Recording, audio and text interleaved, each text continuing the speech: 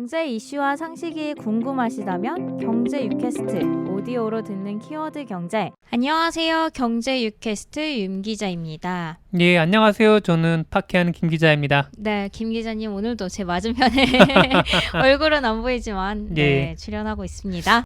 오늘 내용으로 들어가 볼게요. 오늘은 ETF의 종류에 대해서 알아볼게요. 처음에 ETF가 나왔을 때는 시장 대표 지수를 추종하는 ETF만 있었지만 차츰 그 종류가 많아져서 지금은 다양한 ETF가 있습니다. 해외에 투자하는 ETF도 있고 채권, 환율, 원자재 ETF 등도 있어서 웬만한 부분에는 다 ETF를 통해서 투자를 할 수가 있습니다. 세이브로에서 유형별 ETF를 확인할 수 있어요.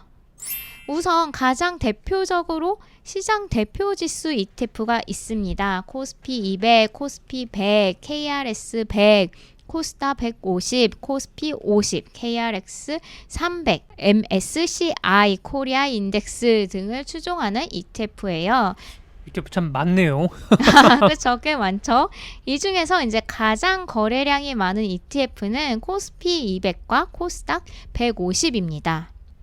ETF가 추종하는 기초지수들에 대해서 구체적으로 알고 싶으시면 한국거래소 사이트에서 시장 정보 그리고 주가 지수에서 여러 지수를 살펴볼 수 있어요. 개요, 데이터 그리고 구성 종목 등을 볼 수가 있고 여기서 지수들을 살펴본 후에 어떤 지수에 투자할지 선택하는 것도 좋은 방법입니다. ETF 중에서 코덱스 200 동일 가중, 타이거 200 동일 가중, 아리랑 200 동일 가중이라는 ETF도 있어요. 질문 있어요. 동일 가중이 뭔 뜻인가요? 네, 이제 설명을 하려고 합니다. 여기서 이제 동일 가중이란 구성 종목들의 비중을 동일하게 가져간다는 의미예요. 코스피 200을 구성하는 종목들의 비율은 다 달라요. 삼성전자가 가장 큰 비중을 차지하고 그 다음이 SK하이닉스, 네이버, 셀트리온 이렇게 시가총액 순서대로예요. 하지만 동일 비중이라는 이름을 가진 ETF는 이제 200개의 기업의 비중을 각각 0.5%로 동일한 비중으로 투자를 하겠다라는 의미입니다. 가중치 없이? 네. 그러니까 예를 들면 삼성전자나 네. 아니면 셀트리온이나 네. 아니면 카카오나 다 동일하게 0.5라는 지분을 가져간다. 이렇게 되는 거죠? 네, 맞습니다. 시가총액이 큰 이런 대형 이제 종목들은 실제 코스피 200 지수보다 이제 줄어들고 그리고 중소형주의 비중은 더 커지게 되는 거죠. 그리고 섹터 ETF도 있어요. 섹터 ETF는 산업군이라고 생각을 하시면 됩니다. 소재, 산업재, 경기소비재, 필수소비재, 의료, 금융, IT, 통신서비스 등이 있어요. 시장 지수가 코스피 200, 코스닥 150과 같은 전체 시장을 나타내는 지수만 있는 것이 아니라 이렇게 섹터별로 지수가 있습니다. 예를 들면 헬스케어 산업이 성장할 것 같다. 그러면 헬스케어 ETF에 투자를 하면 되겠네요. 네, 맞습니다. 이제 본인이 원하시는 이런 섹터들을 좀 보시고 좀 이렇게 앞으로 전망이 유망하다 싶은 그런 ETF에 투자를 하시면 돼요. 예를 들어 이제 그 지수로는 코스피 200 헬스케어, 코스피 200 경기 소비재, 코스피 200 정보기술 등이 있습니다. 이러한 sek터별 지수를 추종하는 ETF가 바로 섹터 ETF예요. 예를 들어서 타이거 200 IT를 보면 추종 지수는 코스피 200 정보통신 지수이고 이제 상위 구성 종목들을 보면 삼성전자, SK하이닉스, 삼성 SDI, 삼성전기, LG전자, LG, 삼성 SDS 등이 있습니다. 섹터 ETF는 내가 원하는 섹터를 골라서 해당 섹터 내에 이제 분산 투자를 할 수 있다는 그러한 장점들이 있죠. 하나의 종목에만 투자를 하는 게 아니라 이제 여러 종목에 투자를 하는 거기 때문에 리스크가 그만큼 줄어들 수 있는 거예요. 다음은 섹터 ETF와 비슷해 보이는 테마 ETF도 있습니다. 섹터 ETF는 업종별로 이렇게 구분을 했다면 테마 ETF는 우량가치, 블루칩, 2차 전지 산업 등 이제 흔히 말하는 테마주를 이렇게 묶은 ETF라고 보시면 됩니다. 또한 그룹주도 테마 ETF의 종류로 포함해서 보는 경우도 있어요. 테마에도 이제 지수가 있어요. 흔하게 들어보지는 않았던 지수일 수도 있습니다. 타이거 탑 10은 FN 가이드 탑 지수를 추종하고 또 뭐 삼성전자, SK 하이닉스, 네이버, 셀트리온 등에 투자를 하고 있습니다. 또 타이거 2차 전지 테마는 와이즈 2차 전지 테마 지수를 추종을 하고 있고요. SK, 삼성 SDI, LG화학, SK 이노베이션 등에 투자를 하고 있죠. 그룹 ETF에는 코덱스 삼성그룹, KB스타, 5대 그룹, 타이거, 지주회사 등이 있어요. 이 중에서 코덱스 삼성그룹의 규모가 가장 크고 거래량도 많습니다. 테마 ETF는 이제 상장된 지 아직 얼마 되지 않았기 때문에 사실 거래량이나 이렇게 종목 수가 아직은 적습니다. 만약에 ETF에 처음 투자를 하신다면 이런 테마주보다는 테마 ETF보다는 좀 더 거래량이 많은 다른 ETF에 투자하는 게 조금 더 마음이 편하실 수 있습니다.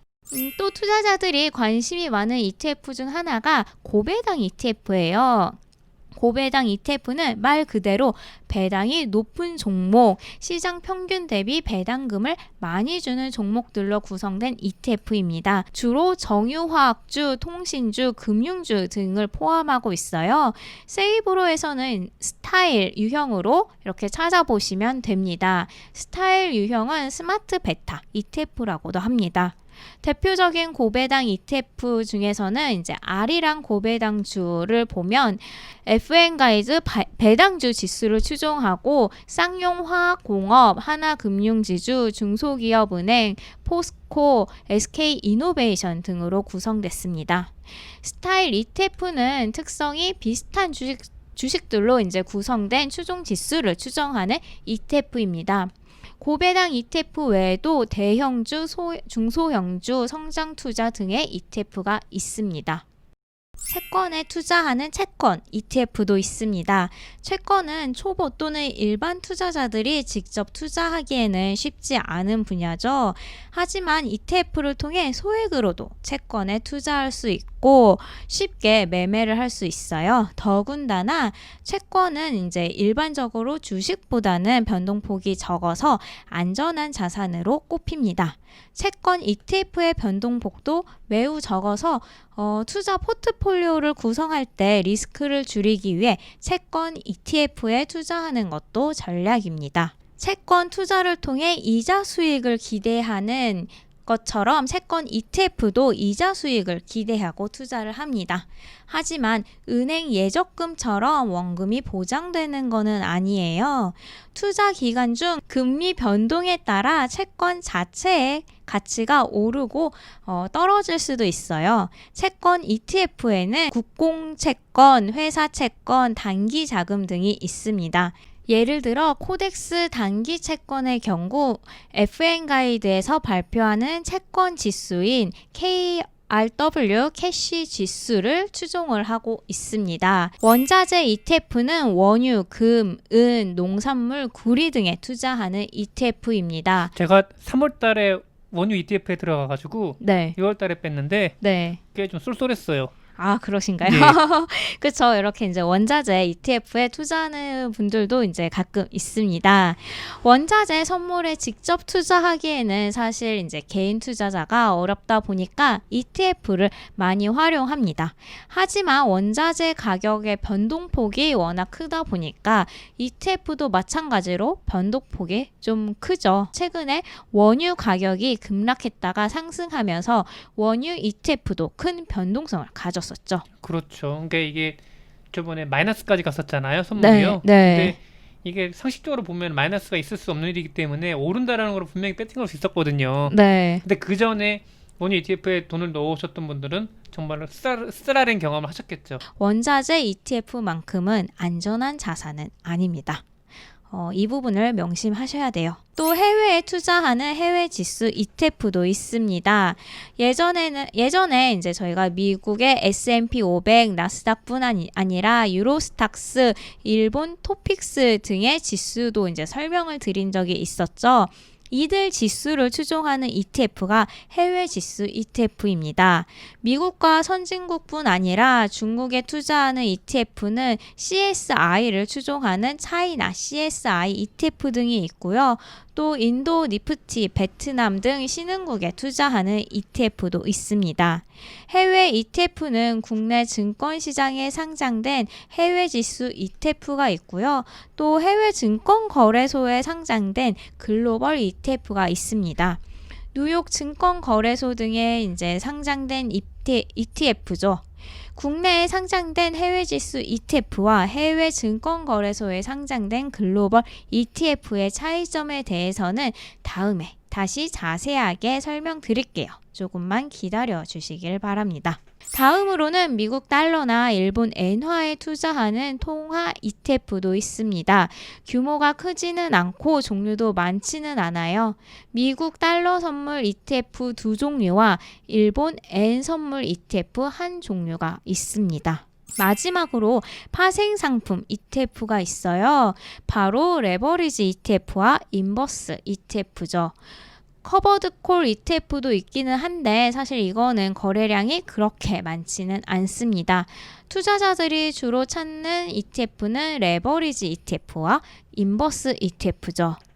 김 기자님도 투자를 한 적이 있으시죠? 제가 2월 달에 종목 투자를 할 때 혹시 그 지수가 떨어질 걸 대비해서 해지용으로 인버스를 들었거든요. 네. 좀 어느 정도 이제 제 손해를 당시에 이제 코로나 사태에 따른 3월 달에 급락장 때 제 네. 손해율을 어느 정도 상쇄하는 역할을 해주긴 했어요. 인버스 ETF가요. 네. 마음의 안정을 찾아주는 그런 ETF였죠.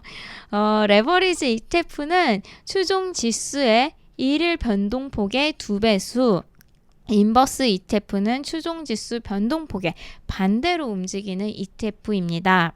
인버스 EX는 추종지수 변동폭의 반대로 2배수 수익률을 추종하는 ETF입니다.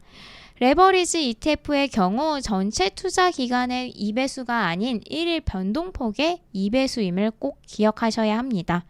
상승과 하락이 반복되면서 장기적으로 상승했을 때는 오히려 레버리지 ETF의 수익률이 더 안 좋을 수도 있습니다. 오늘 내용은 여기까지입니다. 오늘도 들어주셔서 그리고 시청해 주셔서 감사합니다. 네, 감사합니다. 여러분의 구독과 좋아요는 큰 힘이 됩니다.